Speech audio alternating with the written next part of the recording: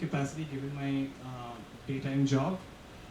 This essentially the heart and soul of this organized small shop is three of my friends from law school. So what we're going to do here is give a small snapshot of the kind of events we do. So we're going to do that instead of giving me running a small presentation about the company. I am just going to do a small quiz, and given we are on this exciting expedition and in Antarctica, we thought it would be a fabulous idea to just do a quiz about things we are seeing around us and we're going to experiencing over the cruise in the last 2 days and going forward in the next 7 days. So just to give you a small heads up about the quizzes, it's going to be short 15-16 questions about things surrounding the Antarctic Peninsula and the expeditions which have taken place in the past.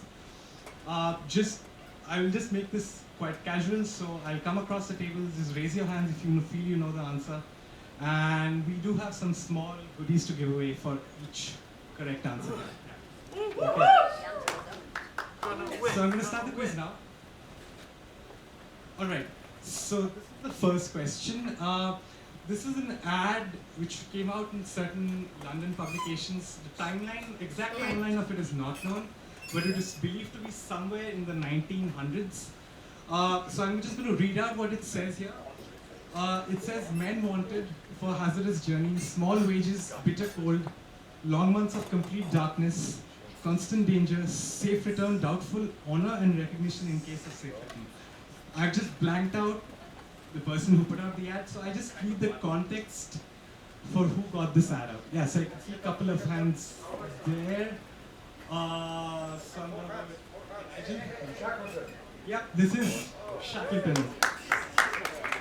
So this is Shackleton's expedition, and it was one of those ads in which I believe the Antarctic Circle even put out a reward for saying that can we get the original sort of print out of when the ad was published, because no one exactly knows when this came out, but it's believed to be somewhere. Yeah, or if it ever did, it's not confirmed if it ever came out. So okay, I'm going to move to the next question. Okay, the gentleman here is Carl Vinson. He was a US House of Representative. He was there in office for 50 years. He's from Georgia, and he's known as the father of the two ocean navy. So I'm just looking for the geographical significance that Vinson holds. Okay, Sharon. Yes, this is the Vinson Massif. This is the highest Antarctic mountain, and he was a key for funding Antarctic research. So I'm going to go to the next question. All right, so this was something which we came across in Damon's history of the Antarctic, which we did a couple of days back. So which two places gets its origin from the Greek words, one meaning bear and the other meaning no bear? I see a couple of hands up there. Don. The Greek word is it Arctos? Arctic, yes. Yes, Arctic is one. And the other? Yeah, so it's Arctic and Antarctic.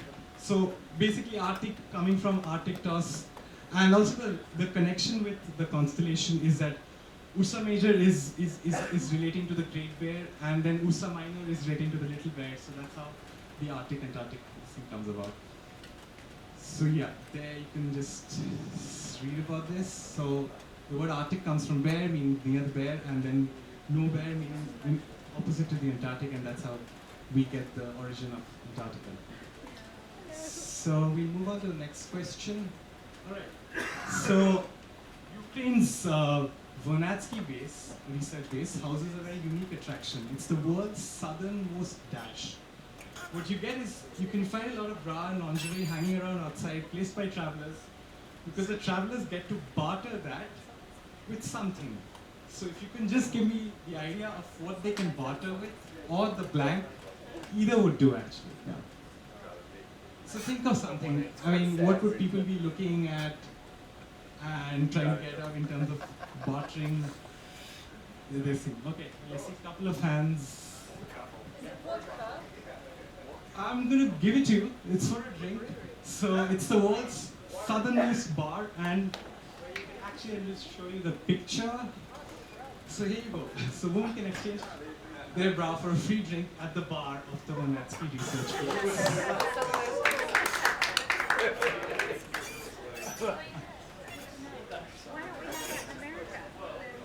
Okay, so I just want to explain the picture to you. So this is the Antarctic service medal. If you see the color formation on that, they have these black outer edges, and then there are these graded white, blue, and pale light blue, green, blue kind of shades in that. Now the outer bands of black are supposed to denote the 5 months of Antarctic darkness.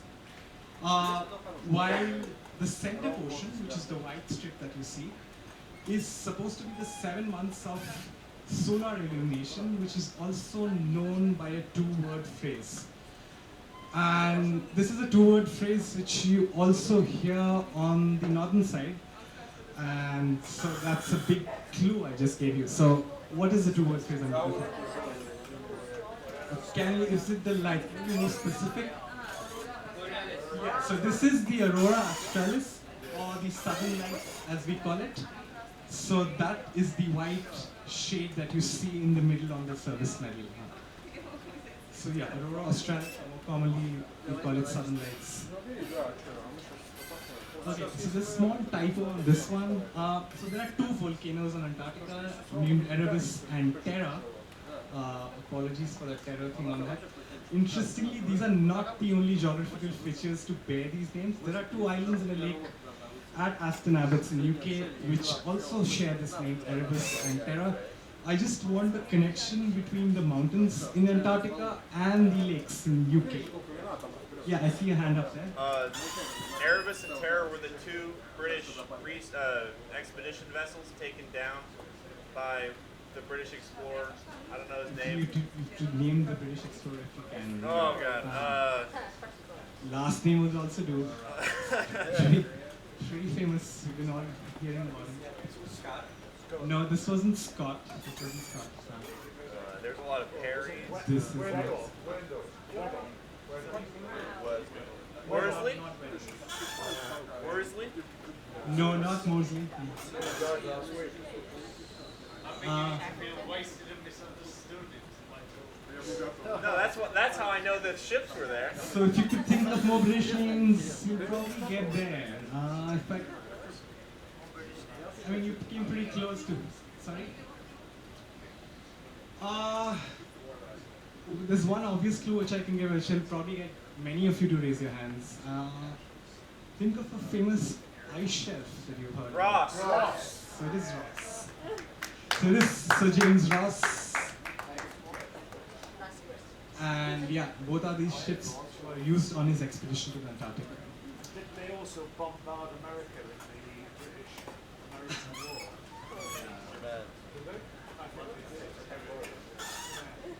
Okay, so the person in the picture you see is Joseph Fourier, a French mathematician, physicist, born in France. He's known for the application towards problems of heat transfer and vibrations.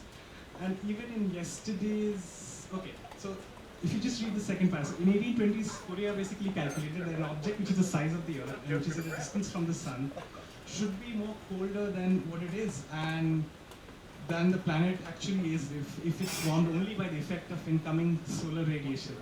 This effectively led him to describe what was a very common phenomenon. Yeah, this is the greenhouse effect that we're looking at. So we did come across in Xavier's presentation also yesterday. So he was the first to describe the greenhouse effect, where the Earth's atmosphere is acting as an insulator. So I'll move on to the next question. Okay, in the 70s, she's the person who founded something called the Green Belt Movement, an environmental NGO which is strong about the cause of trees, environment conservation, and women's rights. In '84, she won the Right Livelihood Award. And where we all came to know about her is in 2004, when she became the first African woman to receive the Nobel Prize. And she received it for her contribution to sustainable development, peace, and democracy. So I want you to identify who this person is. Nobel Prize in 2004. I'll just give you a drop of the clue on this.